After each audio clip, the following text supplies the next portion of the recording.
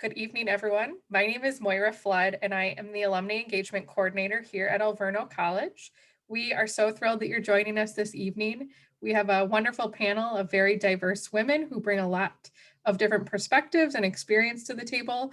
And we have our lovely student, Sarah, who is going to be helping by moderating this evening.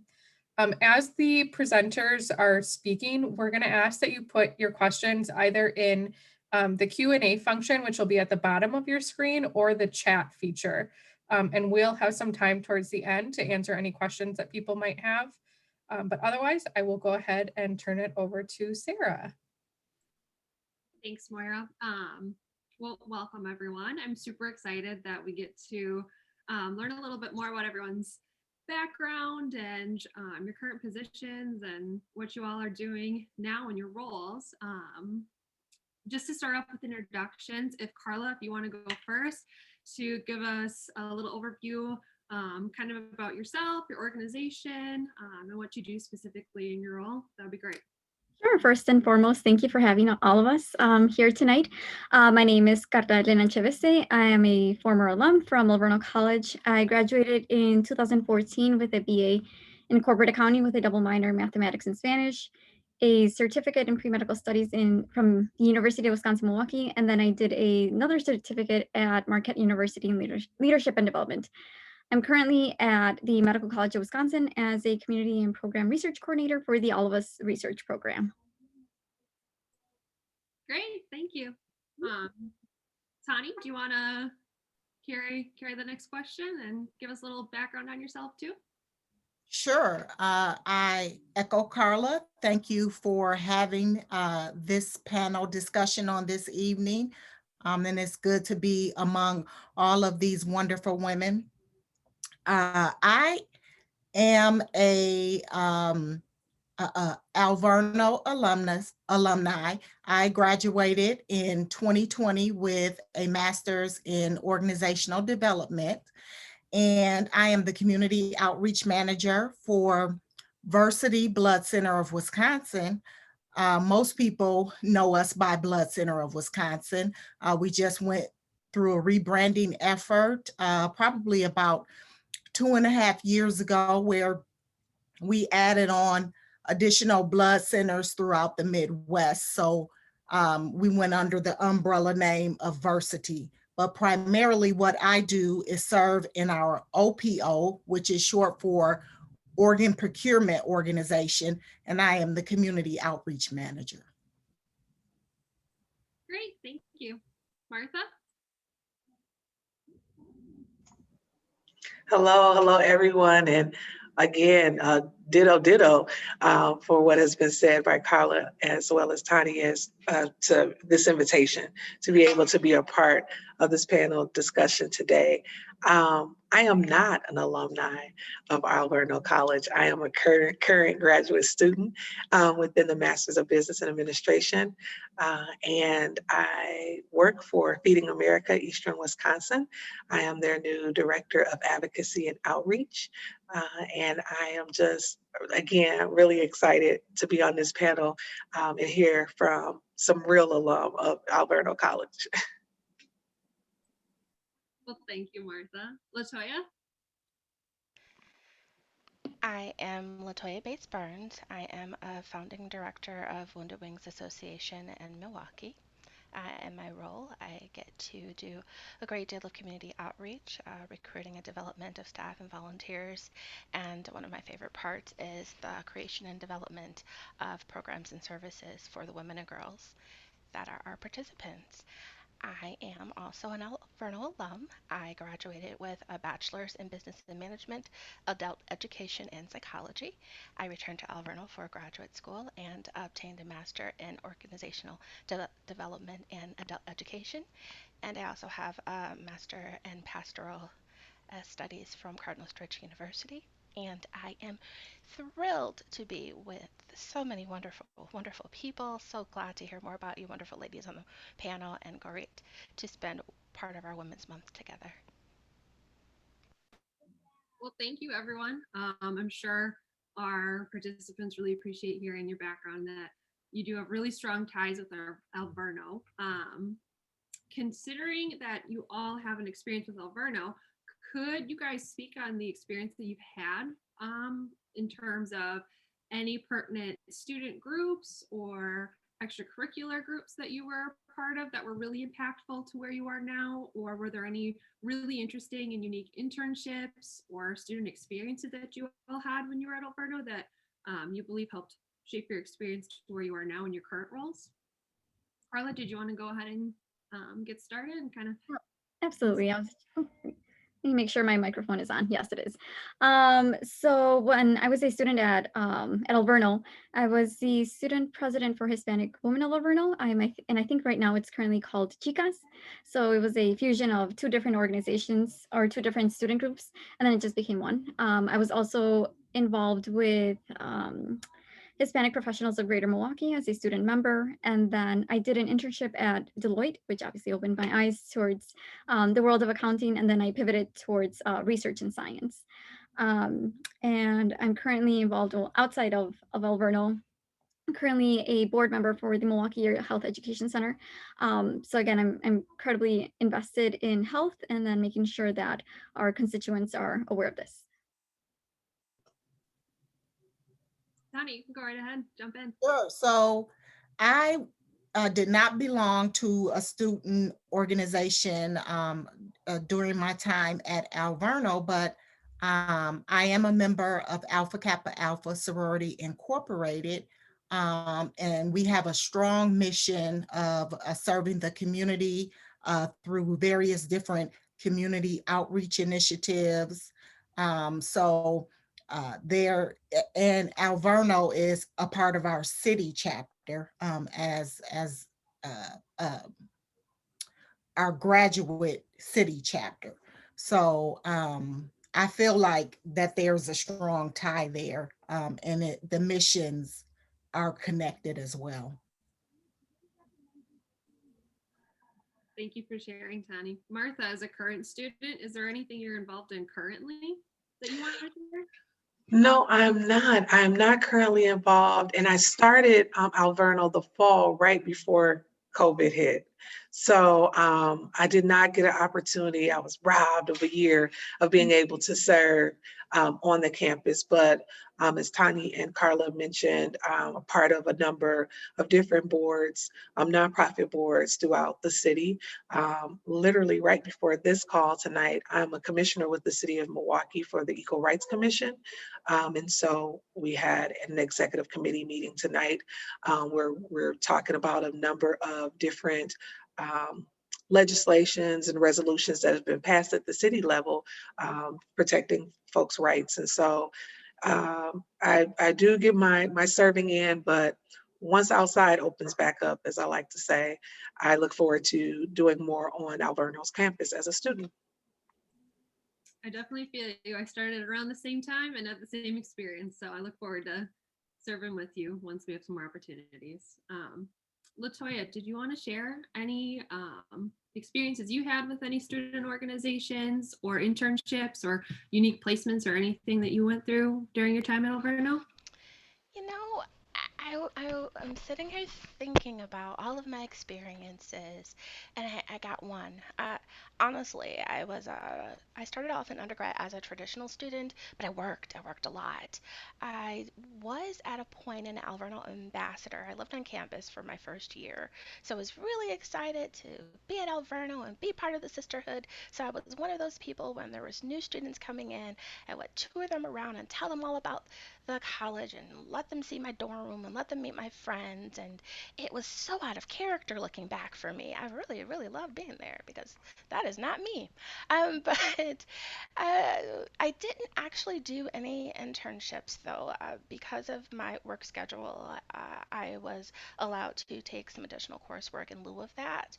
So I have in graduate school and beyond, I've worked, as many of you have said, doing various community work, being part of other nonprofit boards and supporting other women and women entrepreneurs and other women-owned businesses. But my time at Alverno was very extraordinarily rigorously academic, and I'm old, so we didn't have as much to offer back then. All right. Well, thank you all for sharing your insight of your time at Alverno and your experiences. Latoya, I have a specific question for you, but if anyone else wants to jump in after, that would be great. We know your organization provides services to women and girls who are experiencing hardships in their lives. How is you and your group meeting those needs and also providing training and ongoing support to these populations? Well, I like to think that we have the ability to, as my mother would say, stand in the gap, where there's lots of community services and some people have, support systems, but we try to fit in where other programs and services leave off. We are faith-based, but we are an interfaith organization.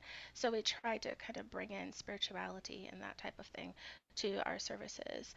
But overall, our goal is to empower women. We use educational-based curriculum for most of our programs and support groups, so that you come as you are and you leave better equipped to handle the next challenge and obstacle.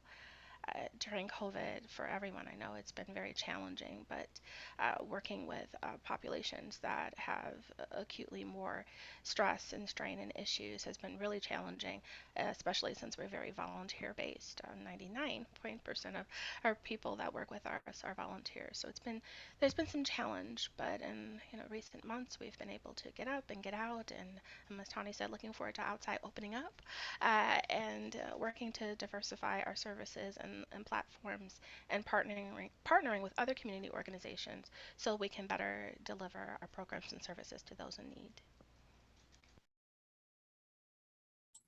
Cool. That's very great to hear. It seems a lot of organizations have had to transition to more COVID-friendly programming and whatnot. So especially glad to hear that you guys have been able to pivot and still continue to serve our community. Now, Tani, as a community outreach manager for Varsity Blood Center, it seems like your focus is predominantly on underrepresented populations in Wisconsin. What tools have you found most effective in your work with these populations and in your work over the years? Sure. So I would say definitely for me, I like to draw on personal experiences. So for example, the program that I developed, which is called CODAR, and it stands for Churches for Organ Donation Education and Registration. And when I developed that program, I just thought back to me growing up in the church, as a little girl and a teenager and a young adult, and what I saw. And I would see people, come in with specific initiatives from organizations or government, and they would come in and they would talk to our church and, tell us what they wanted us to do. And then they would leave, oftentimes not even staying throughout the church service. And so when I created my program, I know that I wanted it to be a true partnership where, we were going in, we were providing education, but at the same time, we were doing that based on the feedback that we had gotten from the community. And I made sure to incorporate give back opportunities in that program. So, when we leave a church, which we physically don't leave a church because we create a code, our core group, where we stay in touch and provide them with updated information and training. But in that first year, we give them a financial contribution. So we want people to know that we're in the business of that partnership and not just coming in because we want to get our information out or we want you to do what we want you to do. So again, drawing on personal experiences,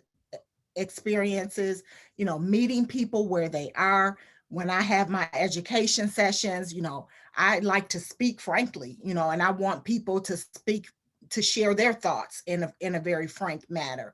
And oftentimes when I bring, my panelists in, my expert panelists, if there's something that I hear that they may be using technical jargon.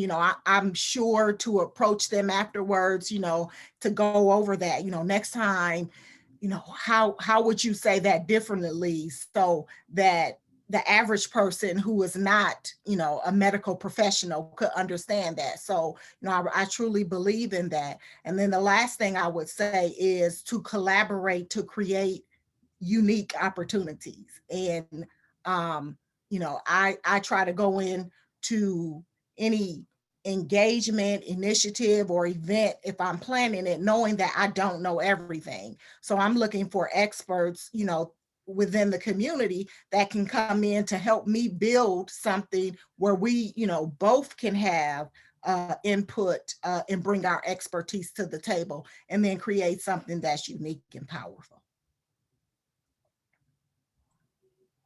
Thank you for your insight. It sounds like, especially knowing the experience that our Alverno students, speaking from personal experience, have, that's laid along with your own personal experience, really good foundation for being effective in your current role. So definitely appreciate you sharing. Martha, your current role as Director of Advocacy and Outreach for Feeding America, have you seen any change in need of support for people during this global pandemic? Has COVID-19 affected your work in terms of demand in any way, shape, or form? As is Sarah, let me tell you. So yeah, wow. I'll never forget the day when the pandemic hit, because it was my son's birthday. And that's like next week. So, we're embarking on a year. And I jokingly said, when outside opens up, because seriously, everything shut down in the pandemic to keep everyone safe, and get a handle of things. Now, myself, I've taken the first V shot, the first vaccine shot, and others, and some people have gotten both shots, and so we're going on the other side of this thing. But a year ago, 43 plus million people were unemployed. They had to get in an already long line of people that were underemployed.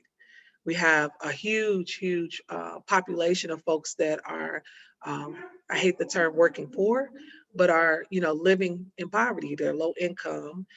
They were relying on a number of federal nutrition programs, such as Food Share, SNAP, WIC, the senior boxes of food already.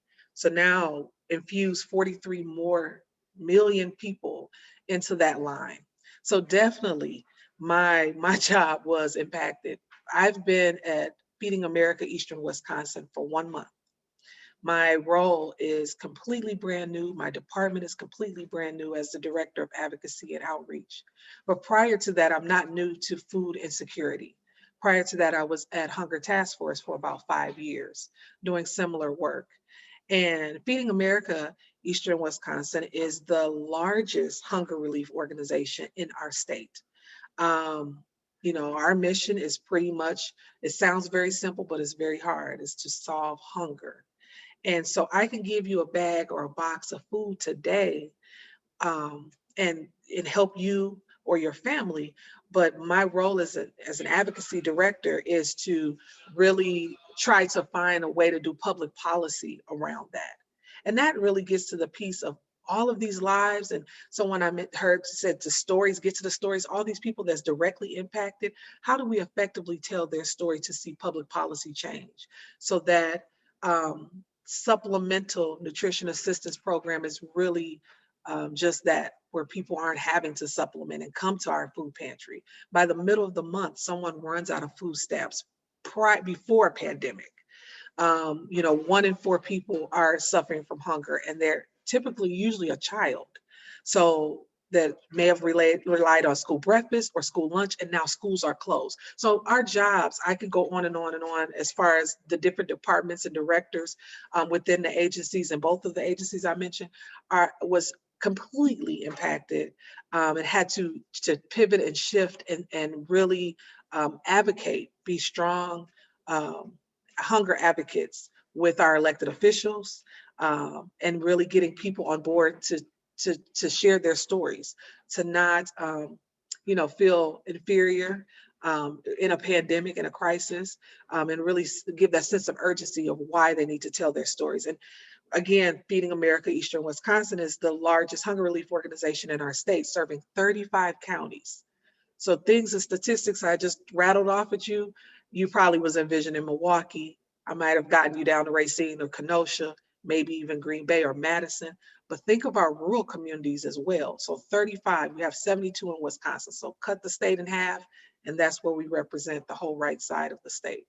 And so, 36 million pounds of food has been delivered to folks in the last year through Feeding America. So I would definitely say from our warehouse logistic drivers, now this advocacy department I've mentioned, our community impact department, our, our billing office, business office, HR having to hire more people, our volunteer and development, everyone has been impacted at our food bank and food banks across the country. So I'm blessed every day to say I've been able to put food on the table for my family and to help others do the same.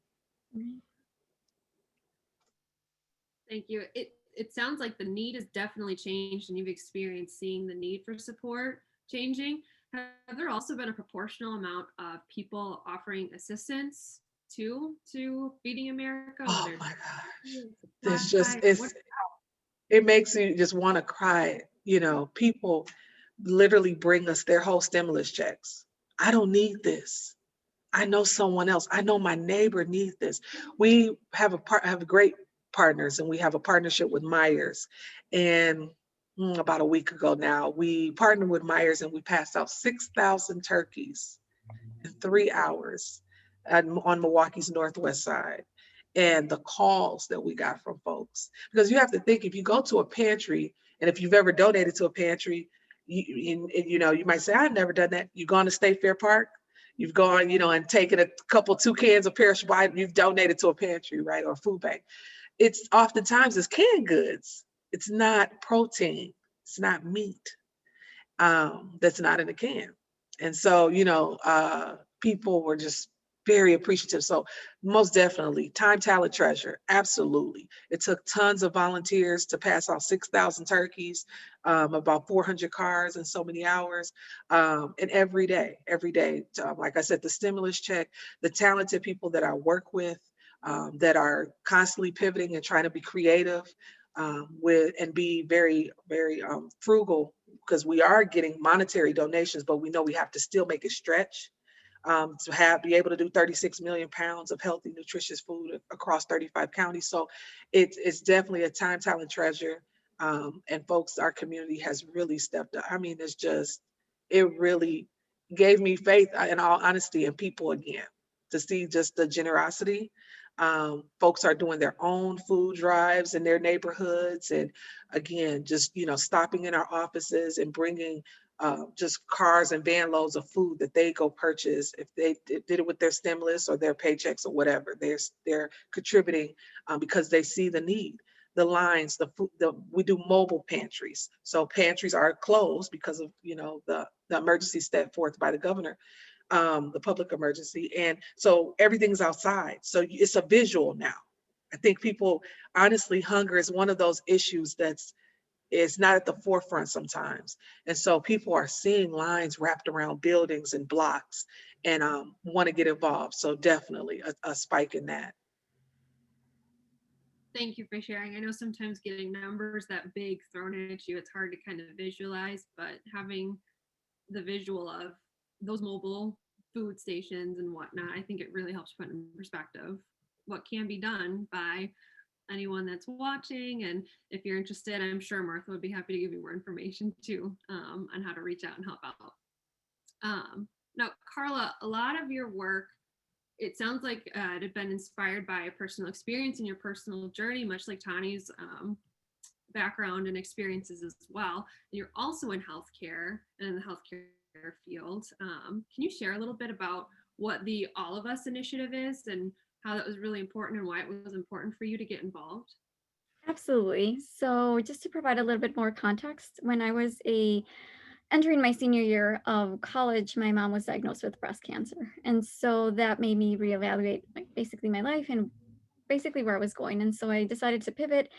I ended up doing a pre-medical studies curriculum at the University of Wisconsin-Milwaukee. And so once I was done with that, I sat back and I was like, well, now it's time to keep on moving forward and progressing my career in research and as a pre-med as well.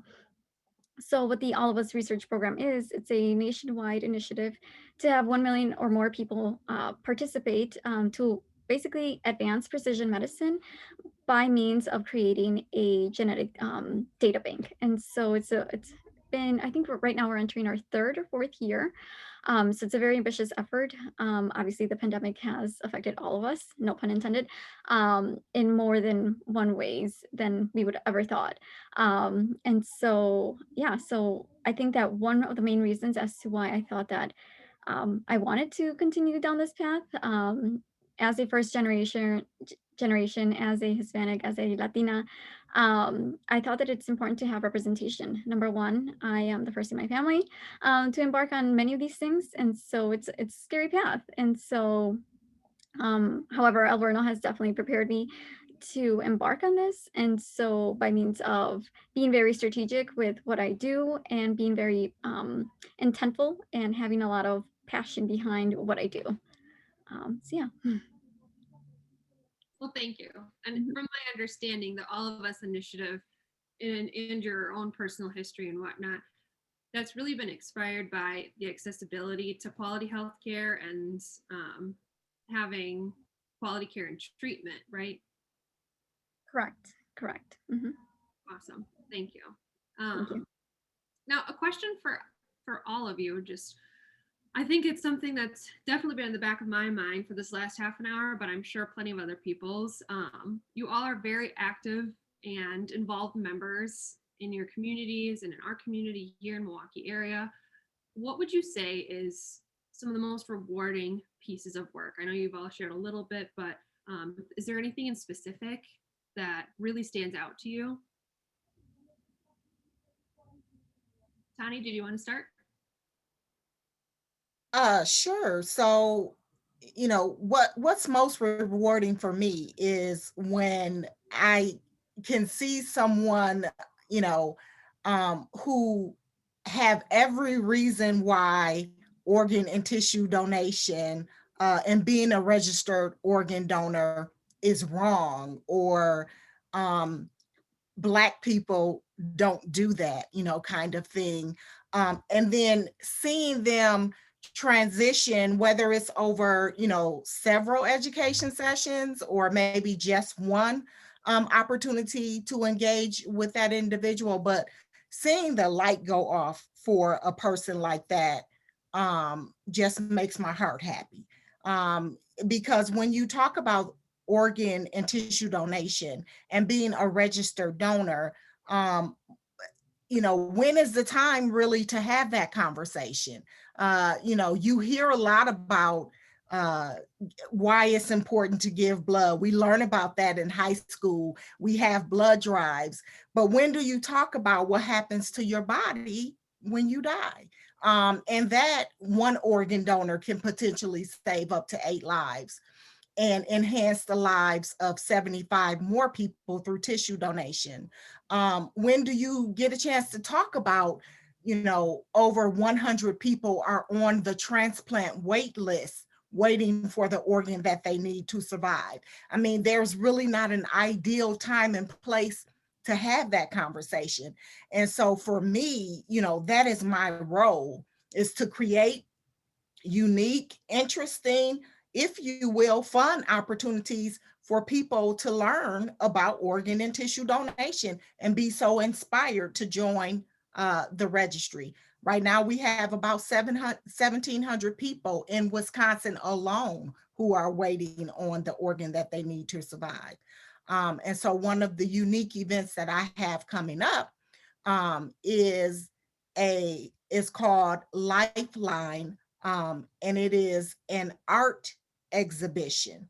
Uh, and it's a partnership with America's Black Holocaust Museum, as well as the Divine Nine, so the African American sororities and fraternities, and really engaging with ambassadors from each sorority and fraternity who has a relationship with organ donation. So either they're a recipient, or they had a family member who was a donor, or they could be a living donor. And so really sharing and telling those stories in a photojournalistic style, as well as different art art exhibits. We're actually partnering with 7 different African American artists, so they have different pieces that will be a part of this exhibition. But that's what I'm saying. I have to come up with those unique ways to present this type of education, and that's just one of them as an example. Thank you for sharing. It sounds really interesting having that artistic approach to social justice and activism and whatnot. I think that'll reach a lot of people. So thank you for giving us a little highlight on that preview of that coming up. No problem. Latoya, Martha, do either of you have an experience you'd like to share? I would definitely say what's rewarding for me in this work, and even though I work in a food bank, my specific role is around public policy and advocacy, right? And so I really love to see people be able to not only share their current stories and what they're experiencing, what they're going through, in an effective, storytelling way, but that it's impactful. And it's so many of these quote unquote wins lately that I will monopolize all of the time if I went one by one. But I'm just going to really highlight in the event that we're doing a panel for Alverno. SNAP, Supplemental Nutrition Assistance Program, Food Share, Food Stamps, EBT. It has many names, but it's the same federal nutrition program. It's the largest federal nutrition program that helps individuals and families that are in food insecurity. Has made some adjustments to to eligibility and requirements for the program around college students. So we're really happy for what this administration is doing to really help impact and empower, young people, older people like myself in school that may not necessarily have the means and the purchase power, the buying power to grocery shop and to eat. It was a law prior that was around work requirements, and 4-year college students could not participate in the program, and these things have been lifted. And I would like to, say that it comes from the credit of so many people taking that risk and sharing their stories. Oftentimes people want to say, I'm the voice for the voiceless. You don't need to do that. You just need to pass the mic. So in my job or in my role is to really help people tell their stories effectively. If you had the chief officer of the USDA on the elevator for 2 minutes, I know it's cheesy, everyone's heard this. What is your elevator pitch? What are you going to say besides, I deserve food stamps? Why? And so what's been really rewarding in this job is really seeing people go from almost like a shame, a scarlet letter of some sort on them that I'm receiving public assistance, I'm receiving food stamps, to being hunger leaders, hunger advocates, empowered, and realizing that I'm not just affecting my household of 1 or 2 or 4 or 6, but I'm impacting thousands, if not millions, across the country, because Wisconsin, everyone is looking at Wisconsin. We saw that in this last election around a number of different things, and this being the federal nutrition game is one. And so it's been really cool to see, people teaching people how to be advocates and activists around this issue of hunger.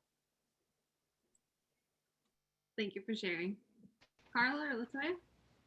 Well, I would say, I would kind of echo that. There have been a lot of little wins or moments of encouragement. And I think they're just right on time. Sometimes you really need that reassurance that you're making impact and a difference. And I don't think any of us, go out to help others because we want to feel good or we want to be heroes or we want to do. We see a need and we want to give back. I know for me, my goals with Wounded Wings has been to be that difference in the lives of women and girls that we often say we wish we had. So our programs are focused, our fundamental programs are focused on survivors of domestic and sexual abuse. So usually we come into women's and girls' lives when they've had their very worst day, and the opportunity to get to tell them that they've survived and to help them build back is a gift. But I remember one day I was at the state fair with my family, and I was really focused on it. It was hot, and lemonade was like $5 a cup, and um, toddlers are not that appreciative when you spend all this money on rides. And I was really just having a very human moment, but still trying to be pleasant. And my mother said to me, somebody is about to break their neck trying to get your attention. And then she fussed at me because that's my mother, but that's another story. Um, and then I turned, and it was a former client who had a job. And she was so happy that she had recovered through all of these horrible things that happened to her. And she wanted to thank me and say, "Do you see me standing here?" And it was so heartwarming. Now, I have a policy: if I see you in the street, we don't know each other unless you approach me because no one needs to know where you've been or how we know each other. But for her to forget her line, bless her little job, and go through all that was just very heartwarming. But my brightest moments are being able to see people gain their voice. Our policy is that people come to us how they are and we help them there. So we don't tell people to leave their relationships. We don't spew anything. We just help you get through and get over. And having a person that we've seen advocate, excuse, deny all of the wrong that she's been experiencing and come back and say, "You know what? It took a while, but I realized I was abused. And you know what? I'm not abused anymore." And trying to restrain that joy because she's found her voice and she's learned how to use it. So there are a lot of great things that I can tell you that my wonderful team, I have a great team, and I have a lot of friends who don't want to answer the phone or answer text messages because I beg them to do a lot of stuff and thank you for doing it. But I would say one of the ultimate gifts that I've had is being able to see my girls grow up and know that service is a part of their life. To see them think about others and to reach back and try to help those um, come along as they grow has just been the ultimate reward for all of the hard work and sacrifice that we put in. um, it's truly been a gift and a privilege, and that encourages me to continue to text and call and beg and plead the behalf of the women and girls that we so humbly serve. I'm sure they're very glad that you do all that for them, of course. um, Carla, is there anything you'd like to share? Yeah, absolutely. So I think for me, it's being able to meet the community where they are, like at their level, like at the ground. And so also being able to address and dismantle any myths or questions or concerns that they might have in terms of research. As we know, it's pretty male dominated. There's not a lot of representation specifically in research. And so by being able to meet them where they are, I'm able to address any concerns in their language and have somebody who looks like them. So it's very inspiring. Thank you for sharing. And I can speak on behalf of my family, being Mexican American as well, and having a certain cultural understanding about healthcare functions and everything, that it's definitely greatly appreciated. um, the work that you do too. It sounds like all of you have some sort of experience in your personal life or some sort of inspiration for why you all chose this extraordinarily challenging work. Is there anything in particular that anyone would like to share that directed you to provide these services that in a lot of cases are life-changing, but more importantly can be life-saving for the people that you serve too? Honestly, I was doing some writing yesterday, and in preparation for this doctoral program that I hope to start in the fall. And it seems like my career has been a bunch of Alverno projects. Literally. At the end of my undergraduate program, I was taking all these great classes, and one of them was international economics, which I had been waiting to take for the longest because I'm boring like that and I'm all about that business. But I had an instructor who I love, Zuri Imani, who never was lenient, always pushing for more and more, not afraid to be super critical, and I appreciate her for that. But she had this question, it was my last year of school, and myself and probably a couple of other people, about a quarter of the class, were preparing for graduation, and she showed us this video, which I thought, honestly, to walk in and see a video. Anyone remember seeing a video get set up for class? And I'm old, so this is back when you had to bring the big TV in. You knew no one was going to bring the TV in for 2 minutes. You were in for an easy day, right? No. So she showed this video that just depicted the struggle of women globally, and on and underserved populations, and third world country problems. That's what I knew all about. But suddenly I realized that life was so much bigger than I was. Now, I had pushed to go to college because I wanted to be successful, period. And all of a sudden, she's asking me, what am I going to do to help other women? Because I, as an educated woman, have an obligation. So I prayed, because it's like, Lord, well, I do. A lot of people helped me get to this moment, and I am nowhere near where I want to be, but what can I do better? And God answers a prayer sometimes with a whole lot of work in my life. So that is where the concept for Wounded Wings came. I had various people in my life who had experienced sexual abuse and domestic violence, and I knew the impact that that had on women. So if we were going to do something, I thought we should start with that. And had the opportunity through my graduate program to pilot a program called Safe Transitions that equips survivors of domestic abuse with skills and training so that they can recover and also uh, choose and sustain healthy relationships moving forward. And now that I'm working on another project with regard to consent and sexual abuse, it's time to come back to Alberta. So it's interesting that truly the catalyst to do something really did come from one of my oral classes. And I was very thankful at our 10-year celebration that Zori was able to share some words for us in reflection about what a very difficult student I was. But nevertheless, she persisted, and here we are. Very cool. Thank you. Would anyone else want to share?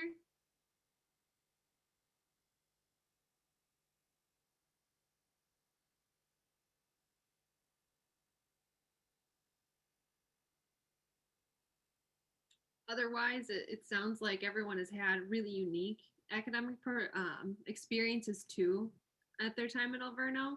How would you all say that the experience prepared you? I know we've talked a little bit about that scattered throughout the night, but is there any particular experience that you may have had with a professor or in a class that has prepared you for the ability to make difference in your communities? For me, being so new to the Alverno experience, I'll share a story before I got there, or multiple stories. I, do a lot of work, obviously, in the community, and had been talking to people about going back to school and was torn about where to go. And because of my background, because of what I was doing, and because I'm sure their Alverno experience was great, they were like, "Why aren't you enrolled in Alverno?" people assumed I had already gone to Alverno because of the work that I was doing, or my volunteerism, or my interest. And so I'm the former executive director for an organization called 9 to 5. That is the National Association of Working Women. I'm the president of the Milwaukee branch for the Women's International League for Peace and Freedom, or short WILF is what it's called for short. And so a lot of these different women rights groups, I've ran organizations that dealt with economic security, raising the minimum wage to $15 in a union. People oftentimes forget about the union part. And now we're calling them, essential workers, whereas 15 was unbelievably too high 5-7 years ago. But, those essential workers are predominantly women of color, predominantly making 55 to 65 cents on a dollar compared to white women, compared to white males. So folks automatically was like, oh, you're doing this? This is great. Did you go to Alverno? So that's what made me look at Alverno, because I wanted to really truly be an alum of the organization, of the institution that so many people thought I had already gained that experience from, or interest from. I would say that Alverno for me took me back to the fundamentals of servant leadership. That was drilled that was drilled into me and drilled into me again, and then it was just drilled into me again. And I felt like I had already come to the table with it, but it certainly went to another level. And I just felt like I had a voice. I had a vision that I needed to work to continue to develop. I was reminded to lead with integrity. I was reminded to, always reach back and develop others. I was reminded to invest in, community. And so it just took me back to the fundamentals, like I said, of servant leadership.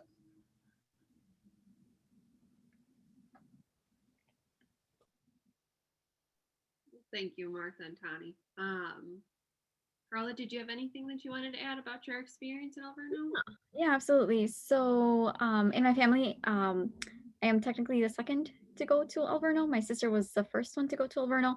And so seeing her transformation to go from like a very shy and timid woman to somebody who is literally teaching classes right now, online, was very inspirational for me. And I think when I reflect back at my time in Alverno, the thing that really stands out is the 8 abilities, and those 8 abilities that have been drilled into us in very different ways. Like, I mean, obviously from high school, from other educational experiences, we're learned to pretty much pass a test, but Alverno prepares you to pass a test of life. And so I think that in incorporating all of these different facets and components from Alverno's curriculum and their style has definitely made a difference in my preparation as a professional. Thank you. I definitely like that. The test of life is a great metaphor to put in perspective what the pedagogy of Yeah. Graduate and undergraduate programs definitely are founded on. Now, this relates to a question that was asked in the chat, but I think a large question that's definitely been weighing on the entire conversation here is, what advice would you all give to someone that is in the Alverno community as it relates to giving back throughout either professional channels or in personal channels too, in terms of service, in ways that our advice are, I guess, advice things that have helped you give back to your communities?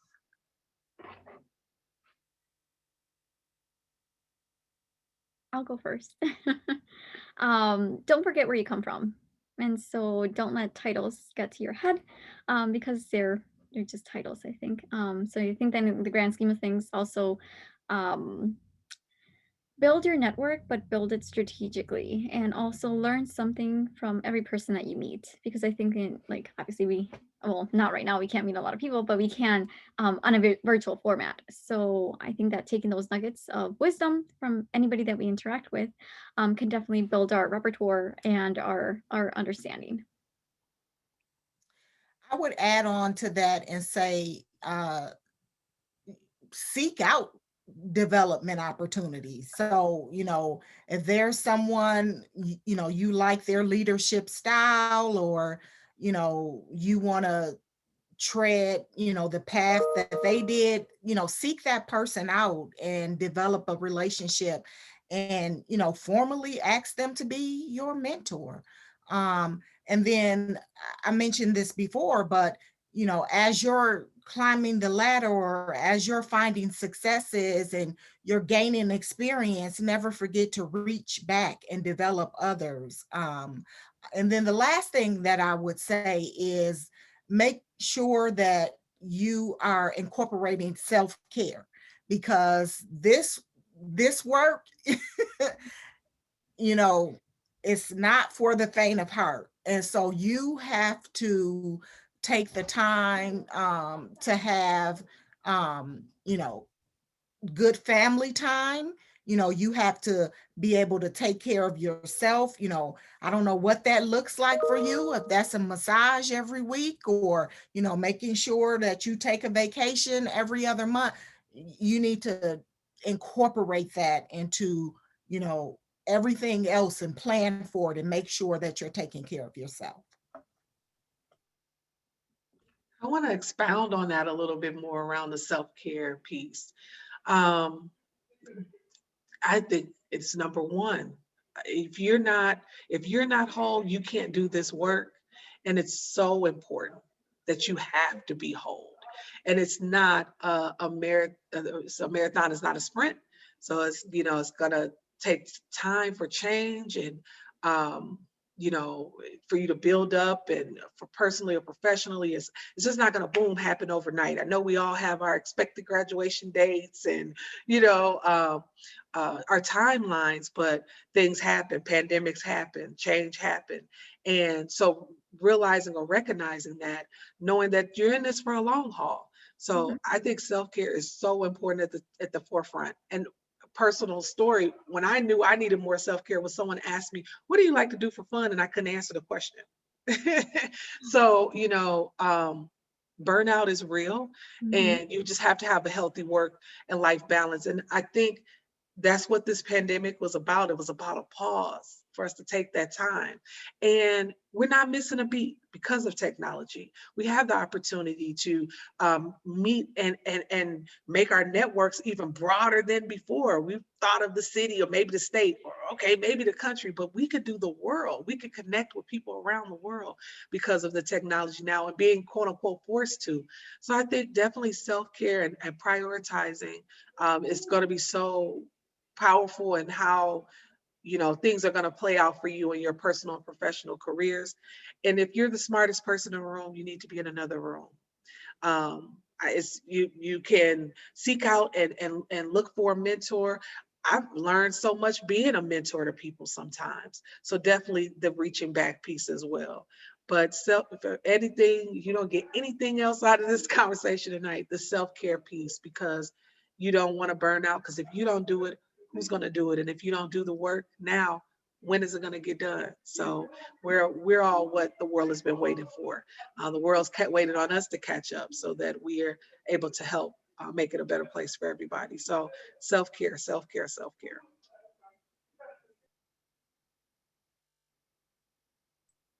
Latoya, do you have any final thoughts and any advice you want to share with our participants? Well, I appreciate that advice. I'm not good with self care, and I keep telling myself I'm going to do better. I think, though, just for the concept of self care, I think it is very important to take care of you. I also think that that may look different for other people, and I love how you said that. For me, it's can I go to the bathroom today? Like can I because as you do groups and facilitating, and you're as an educator, you 12 hours and you haven't had a woosah. Can I prioritize myself that much where or have an evening where I can actually, go to bed before sunrise, you know, I'm saying it kind of tongue in cheek, but really, depending upon where you are, you may not be able to do something luxurious, but do something and claim it as yours and commit to it. Um, and that's the same thing for advice, actually, for me. Before I get there, I want to just say that as far as giving back to your community, you don't have to be an executive director or vice president or president of anything. No matter where you are, there's something that you can give. It can be a moment of time, it could be positive energy. If you're a person of faith, it could be a prayer, it could be some canned goods, it could be some fresh Mhm. vegetables, it could be your time. You can give something. So make a commitment, just as I said, to do something for you. Make a commitment to consistently do something for the greater good of someone else. Uh, the other thing, the advice that I would give for any woman is you're ready. You're ready. We're so critical of ourselves. You know, um, I work with lots of women, and I don't mean some of you who I hope are listening. I don't mean like colleagues. I mean, you too, though. But I work with lots of women who are waiting for someone to give them permission to be better, to be greater, to sit at the table. I don't even need a seat at the table. I can stand on the table. I'm ready. I can do that. So give yourself permission to dream big and do the work necessary to make that dream a reality. Now, you might not do 100% of what you wanted in 100% of the time frame that you thought you would, but you will get there. And support and lift up other women. You know, be the difference in your life that you were looking for when you were a little girl, when you were that person who just started out, when you woke up this morning. Be that, be that reflection of life to lift your sister up, and brothers too, but lift your sister up. Um, and final little thing, sisterhood. I think one of the greatest things that I've had from being at Alverno is the power of that sisterhood. I have a group that I call the 20 plus gang. I'm not telling you how old we are. Just Mhm. we met in kindergarten. We didn't, but we went through Alverno experiences together.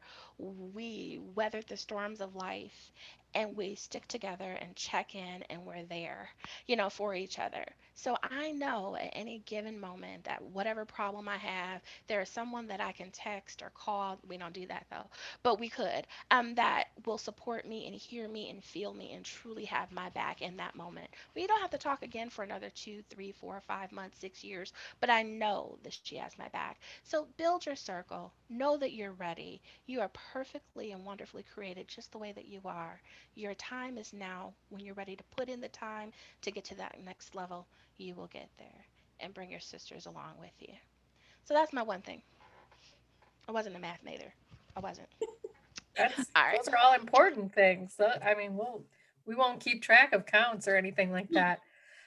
So before we get to the Q&A portion, Carla actually has a really wonderful video that kind of outlines the work that she's doing. And then I wanted to give the other participants the opportunity to also share if there's kind of the immediate way that people can get involved with your respective organizations as well, whether that's a donation site or some kind of project that you're working on or things like that. I know, Tani, you had the art installment and things like that. And Latoya, if there's ways to make donations or anything like that, we'd love to give you all the opportunity. So I'm going to go ahead and hopefully share my screen. Let's see. And we will launch Carla's video. If anyone in the participants can just give me a thumbs up that you can hear it, that would be great. My parents are from the state of Guanajuato and the city of Leon. Thank you came to the United States about 37 years ago in order to give both my sister and I a chance at the American dream. My mom was diagnosed with breast cancer during my sophomore year in college, and so that made me reevaluate my life, where I was headed to, and what my life meant at that moment. This is Kayla, a woman hoping for a better future for her family.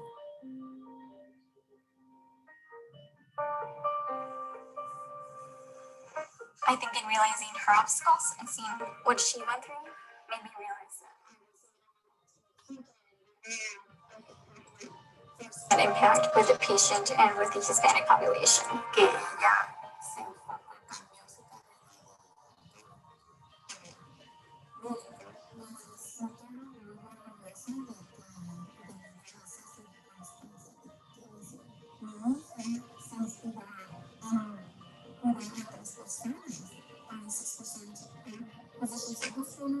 en cambios su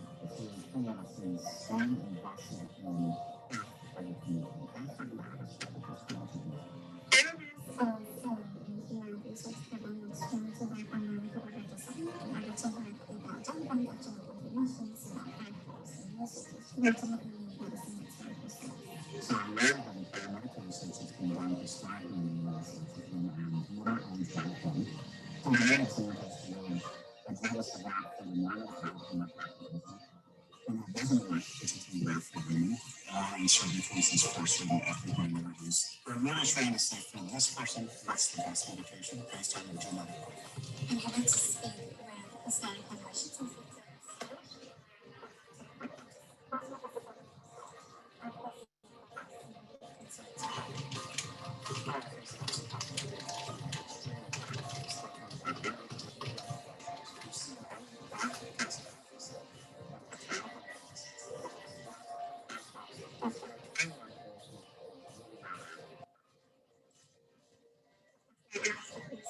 And at the same time, it's about resiliency.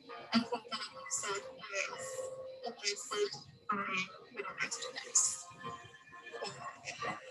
Muchísimo y es muy inteligente, muy entusiasta.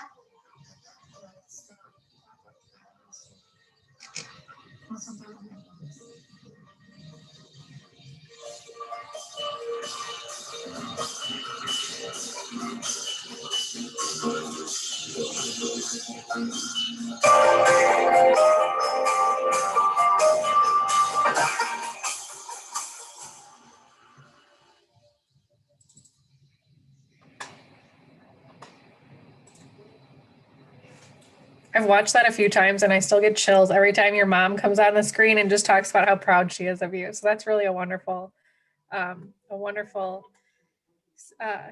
video, and it speaks a lot to the importance of the work that you're doing. And as I mentioned, I wanted to give everyone else the opportunity, if you're interested. I know Latoya put some information in the chat here for the Wounded Wings website and their Facebook.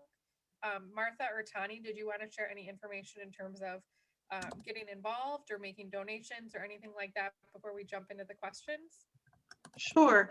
If you could put a link to that video in the chat.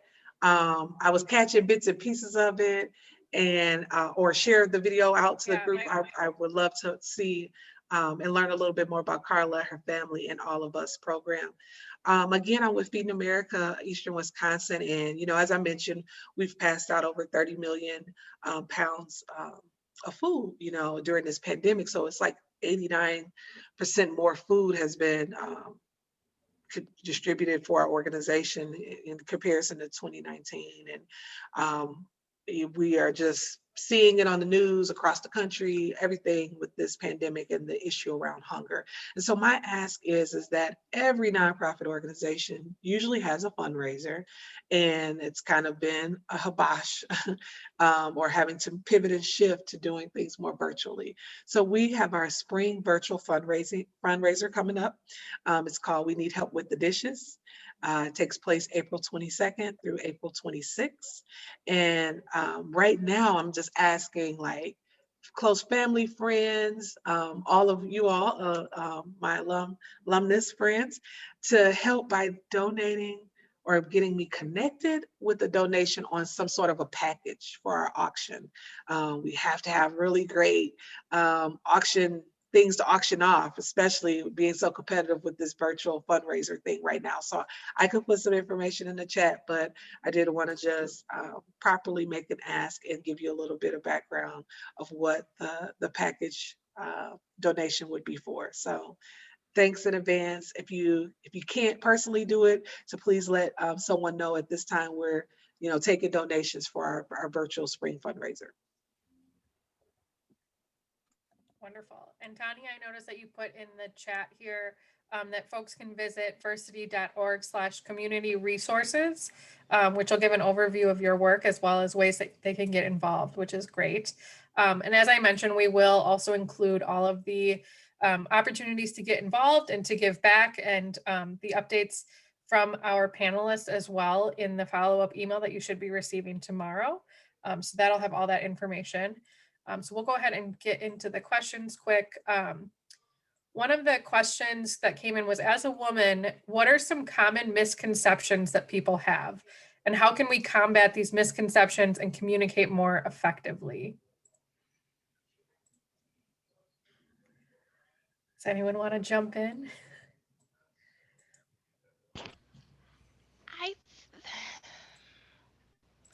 Wow. I think that there's there's often a misconception that um, either I am unqualified or angry, and somewhere in the middle might be true. But having to fight really hard to be heard and to be taken seriously, and then demeaned because you have been assertive, has been challenging. But I think that people's perspectives are more about them than they are about you. You know, you can be consistently the best version of yourself that you are, and you develop some thick skin, which is easier said than done. But being resilient and persistent, eventually, there's a saying that, a broken clock is right at least, twice a day. So eventually, when people see your consistent success and what you bring to the table, it becomes harder to deny that you're properly positioned where you are. And I mentioned sisterhood before, but lean on your sisters during the difficult times. Use your network, and never allow someone else's perspective of you to impact your perspective of yourself. Ditto to everything she just said. I was just going to say the same thing. Yeah. Can you repeat that question again? I want to make sure what I'm about to say is Yeah, appropriate. absolutely. So it was, as a woman, what are some common misconceptions that people have, and how can we combat those misconceptions and communicate more effectively? Well, I'm the policy nerd, so I'm going to say run for office. Run. Misconception is that, oh, I don't have enough experience, or oh, the incumbent, there's most likely a man is going to just win again, or oh, we have our first woman of color vice president for this whole entire country. Like, we need more people, specifically people of color, specifically women, in leadership positions as it relates to policy. I think it's an easier lift for an advocate like myself when bringing in folks and training folks to tell their stories. A lot of times are women and how they've been impacted, and now they have to tell that story across the table, across a virtual Zoom to a male counterpart. And getting in here and on the front end where we don't have to go and fix policies, but understand how policies can be harmful at the front end of someone that may have experienced different forms of discrimination and things like that. So for me, and I hope that was appropriate, to answer the question, is put yourself in some sort of a position to even think about running or helping another woman run. Yeah, I love that. And we have Joanna in the audience here who recently ran for public office. So we thank Joanna, of course, for her commitment to making a difference, which is wonderful. I think Sarah kind of touched on it, but there was a question about one piece of practical advice that you would give someone who is starting out, specifically in their college journey and their career. I don't know if anyone has anything additional that they'd like to chime in with. I have a lot of thoughts, but I'll turn it over to the experts.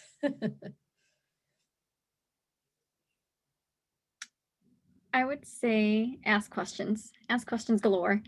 There is no such thing as a stupid question. And I think that oftentimes we get inhibited, whether by external sources or by other people, that we shouldn't be too vocal on certain things. And I think that by taking a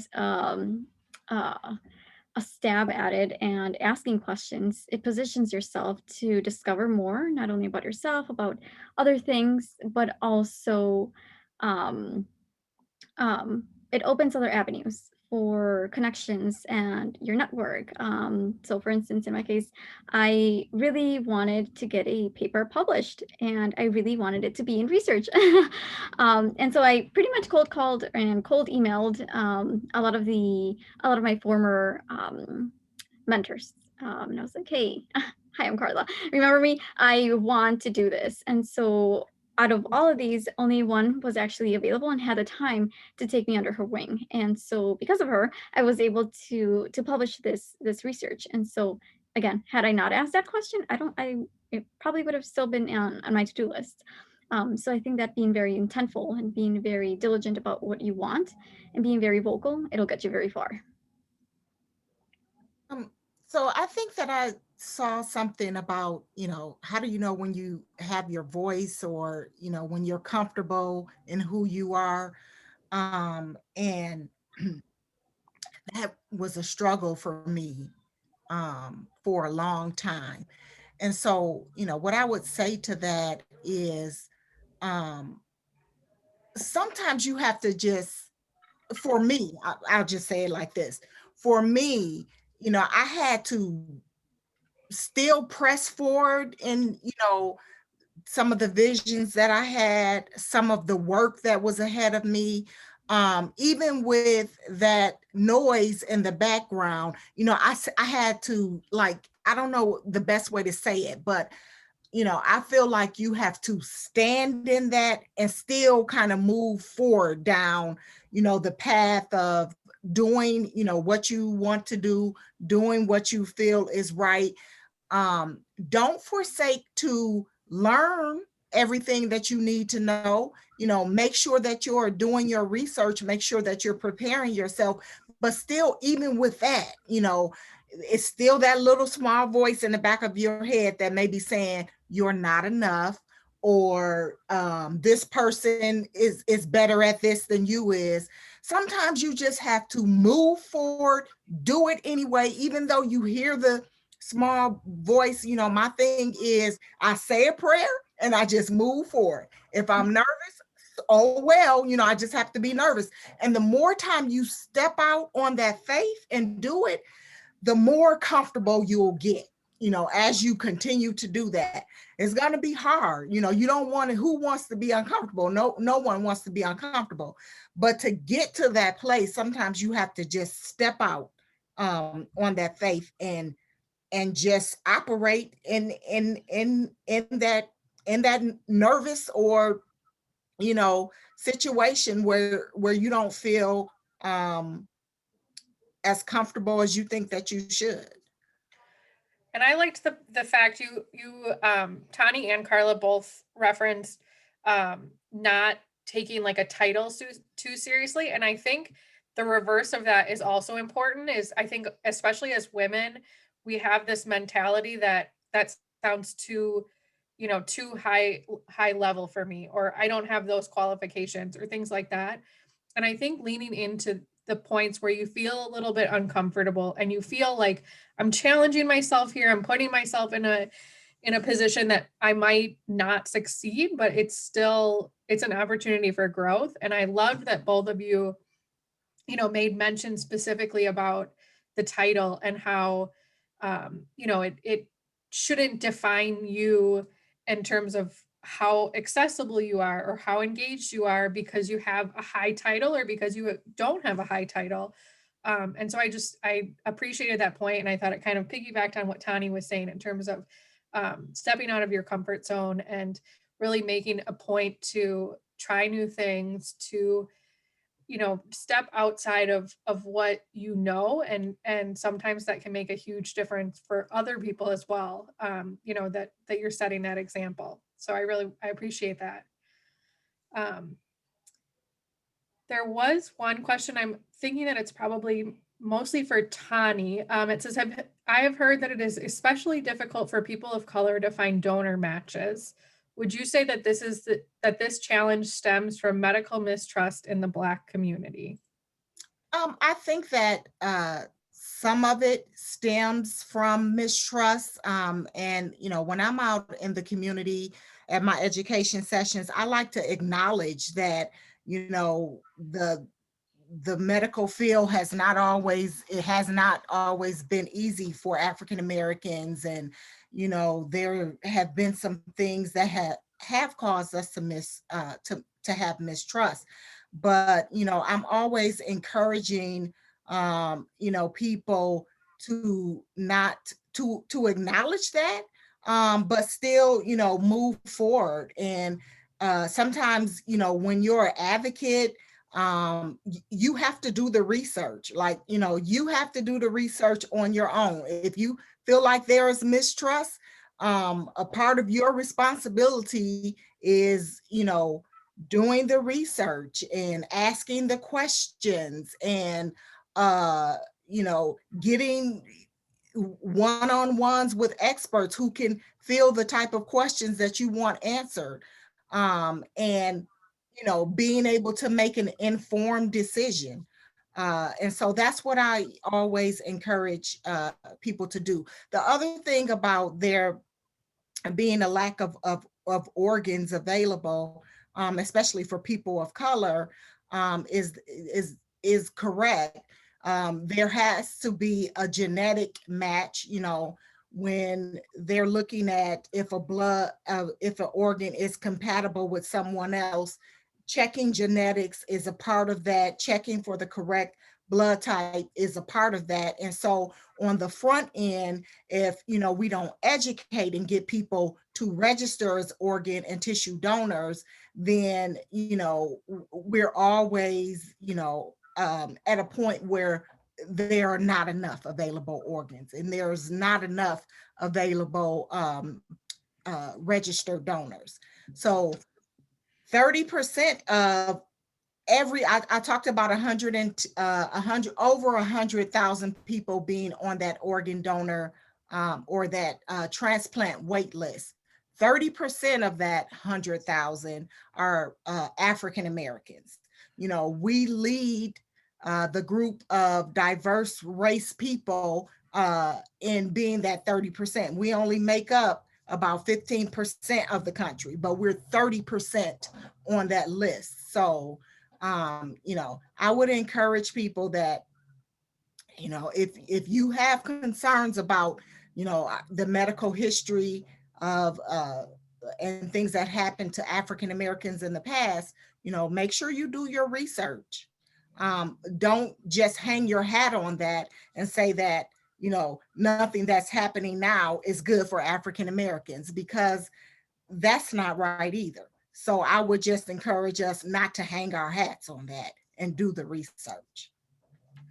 And Carla, through your research and through your work with research, have you found that there, is a level of I guess mistrust is a good word, but also kind of concern or people having reservations about submitting to kind of genetic testing or just health testing in general, that maybe I know a lot of the organizations now you can, check for like bone marrow matches. And if that's you can get into a registry for a bone marrow donation or things like that.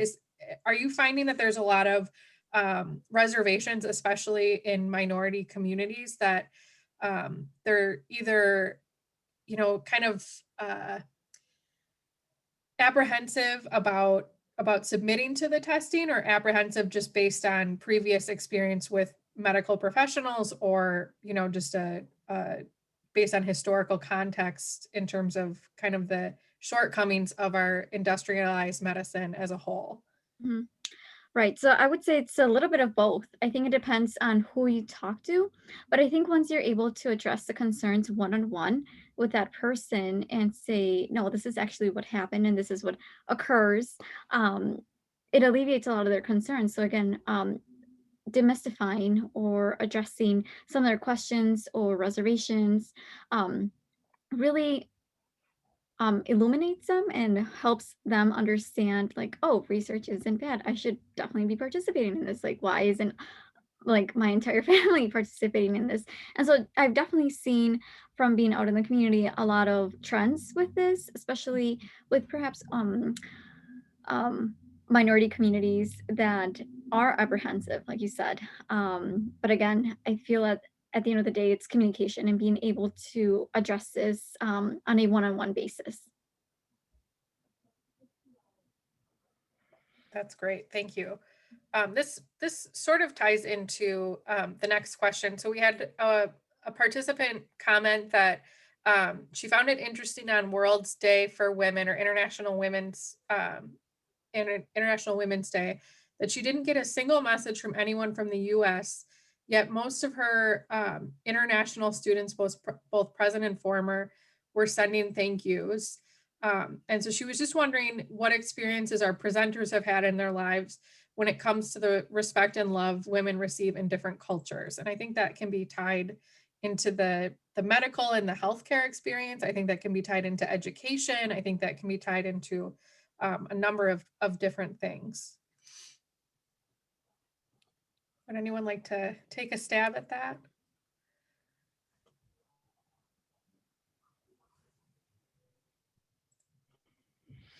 Well, I can say that now I can't I can't recall what exact class that I was in, but one of my classes, um, the instructor was very intentional about having us study servant leaders who were of a different culture. I mean, very intentional about that. And it was opening the kind of leadership that was happening, in different cultures, and the bravery of some of the women who, in cultures that are not as open as ours, stepped out to lead, and really made some large strides in um, uh, helping underserved communities. And so, I really appreciated that. That I feel like it was a whole semester, of studying leadership, servant leaders, and just cultures other than those of the United States. So,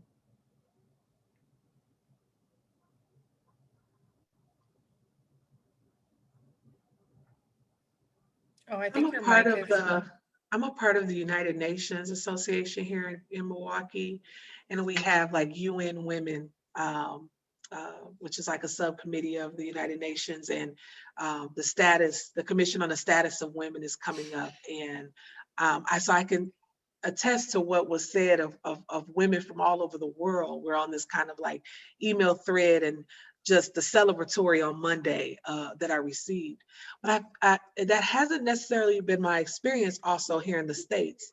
And I don't know if that's because of the positions and roles that I've had in the past and with 9 to 5 and others that I mentioned, that I've now built this relationship where, you know, it was a day off of work for where I was working at one of the places, International Women's Day. So we all, you know, still sent text messages and had memes and things like that that went up on people's pages and you know, and I'm so embarrassed right now of just the number of, I'm trying to think of the elected person's name, but groups of women right now that's you know, elected on a national level, and the diversity around it, around our congresswomen and state representatives, and the amazing work that they're doing, not just for their culture or their, you know, their racial identity, you know, but for women as a whole.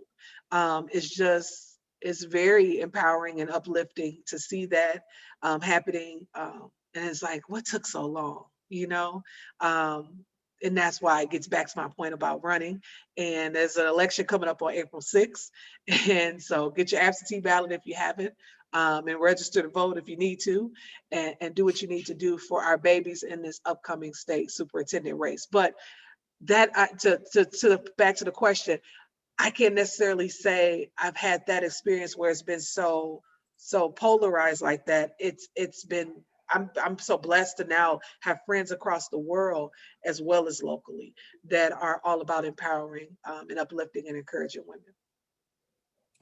Yeah, and it looks like the person that asked the question, Kelly, just added a follow-up comment, just saying that a lot of the international accolades were from men outside of the U.S. And one of the things that stood out to me, and I kind of speak from my experience and my age group, is that I think growing up in the time that I did, it was so innate and natural for women to celebrate other women.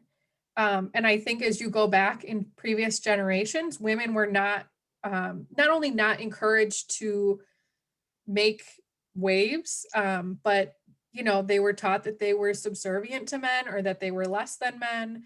And so I mean, I wonder if there's maybe a correlation in terms of the generational progression of how women are viewed and our roles in the world now, and how, you know, we have so many public figures, both political and in pop culture and literary and all of these different things, that are coming out and saying, I deserve, I mean, as Latoya said, like, I deserve a seat in the room. I don't care if it's at the table, but you are going to hear what I have to say. And I just think, you know, that could be a potential factor. And it's something that, you know, as Martha said, like, my peers and I, we have cards made and distribute them. So we have our Instaprint orders, and we have, you know, like, we have our little address labels and things like that. And it's just, I think it was something that was always taught to my generation, at least, and especially at Alverno. I graduated in December with my bachelor's from Alverno, and there was never a point where I felt like I was in competition with the woman sitting next to me. It was always, hey, we're both trying to get to this finish line. If you have tools that can help me, I will certainly share the tools that I have that can help you. So I mean, I think that could be a factor in terms of kind of recognition. And I don't mean to put Kelly on the spot in any way, so I apologize, Kelly. But I would love to hear if other people have had that experience, especially as you're going through your career. You know, if there was a tipping point where you feel like, you know, I don't want to say like weeded out kind of the people that didn't share that view, but maybe got to a point where your peers all shared that common attitude about, you know, women and men having equal seats at the table, if you will. I don't know if anyone wants to share. I kind of put everybody on the spot. What's the question again? I think just it was essentially, you know, like, was there a point in your career where you felt like women as a whole, and whether it be you specifically that had that experience or just witnessing it, you know, we're kind of welcomed in a little bit more readily, or that they sudden, you know, not suddenly, but their opinions were respected, or people were asking for their opinions, and that was something that maybe in previous roles or in years past that you hadn't seen. I don't know if that helped to clarify it all. Thank you. Okay, I can't, nothing is coming to mind for me which in is my good. Yeah, own which is good. But what I can say is this current administration, this current president that we have, I feel like, you know, he walked into his presidency with open arms to the leadership that women could bring to the table. And, you know, I think someone already mentioned, you know, we have our first woman, African American woman for vice president. So, you know, he certainly, and it was refreshing. It was refreshing to see that happen. So, you know, I can give cabinet an members, example of some kind of shift for me. I can give an example. I think yeah, to that definitely. question, I think so. I'm going to say this whole essential workers thing for me. I think this is a time where people are listening more to women, but to go that is now as popular, or you know, more people are paying attention or aware. But let's go 5 or 7 years back, like I mentioned before. You know, here in Wisconsin, specifically Milwaukee, we had some of the largest rallies around Fight for 15. And that came out of a campaign that came out of the SEIU, which is a labor union, which is usually labor unions are heavily male and white. That's And true. so now you're talking about a service employee union that's predominantly people of color and women. And so I saw that transition in, like, you know, 2010, 2012, 14, where now these labor guys, you know, after Act 10 happened in the state of Wisconsin, had to listen to, at that time, low wage workers, they were called, women, people of color, right? And you know, them sharing their stories and uplifting them, and you know, again, rallying and protesting to the point where we had the democratic debate here, I think in 16, across the street from UWM student union. And the first question of that debate was, if elected, would you raise the minimum wage? I don't honestly think that would have happened if those people, specifically women of color, hadn't have been lifted in a way that shifted the conversation. I think that for me, because I'm the political nerd on this thing, was a pivotal moment for me. That was like, yo, people paying attention to what women of color is saying. And now I think we're seeing the fruits of that labor when we get to this administration, when we see Marsha Fudge, that's the name I was blinking on, y'all. Marsha Fudge over the housing, urban development over HUD. When we see, you know what I'm saying? So we stand on a lot of shoulders, you know, Notorious, rest in peace, Notorious RBG. We stand on a lot of women's shoulders that has done this work quietly, publicly, and in and out of politics, right? But from my little world, I think that's when I was like, yo, this is way bigger than a Fight for 15 rally in the city of Milwaukee on this date, on this time. This is going to be something that is going to impact, and never thinking at all, right, VP, but it's going to be huge. The shift, the pivotal shift of women in leadership. And so just being in the last 10 years around the labor movement, I'm oftentimes the only woman in the room, or definitely the only person of color. And that's one example I think I think of to that question. I'm sorry. You know, as you were talking, it brought to mind for me the whole Black Lives Matter movement that was built on the shoulders and work of women. And it's so far, you know, it's been very powerful. It's not done. The work is not done, but it was definitely built on the shoulders and the work of women. And I mean, editorialize on that a little bit. I thought one of the pieces that really stood out to me with a lot of the Black Lives Matter speakers and the initial kind of push for awareness around that was the fact that a lot of this was either significant others or mothers that were coming forward and they were showing such raw emotion. And to me, I think for so long that was viewed as a weakness with women, is that like, oh, you can't cry.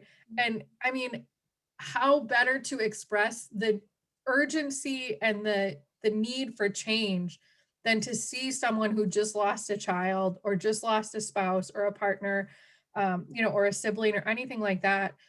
That to me, it also, I mean, it kind of went back to what Martha was saying, is like, it felt like there was a shift in the attitude of like, a woman's raw emotion is so powerful. And I loved that there was not only a willingness to show that, but for people to start stepping back and saying, this is real. And I loved that there was kind of that shift in the mindset of, women showing emotion as being a negative thing, and how it essentially started a beautiful and integral movement that has been so necessary for so long. So that's just my 2 cents on it. But as you were saying that, it was just like, I'm just thinking of all of these women that came forward and just showed, the strength through their emotions and how powerful that was. So, but I know we're well past our 8 o'clock cutoff here, but the conversation was so good, so I didn't want to cut anyone off. I want to give everyone an opportunity, if you have any kind of parting words or anything, or if there's last questions or comments at all from our participants that are still viewing. It looks like we still have about 15 people, which is great. If not, I want to take a moment and say thank you to everyone for sharing your experiences and speaking candidly and allowing me to get on my soapbox from time to time. And I'm so appreciative, not only for you joining us this evening, but for all of the work that you're doing in our community. And it's such important and impactful work. And I can't say thank you enough for all that you do. And thank you so much, Sarah. We kind of sprung the opportunity on her, and I feel like you really rose to the occasion. So I want to say great job to you, and you should be really proud.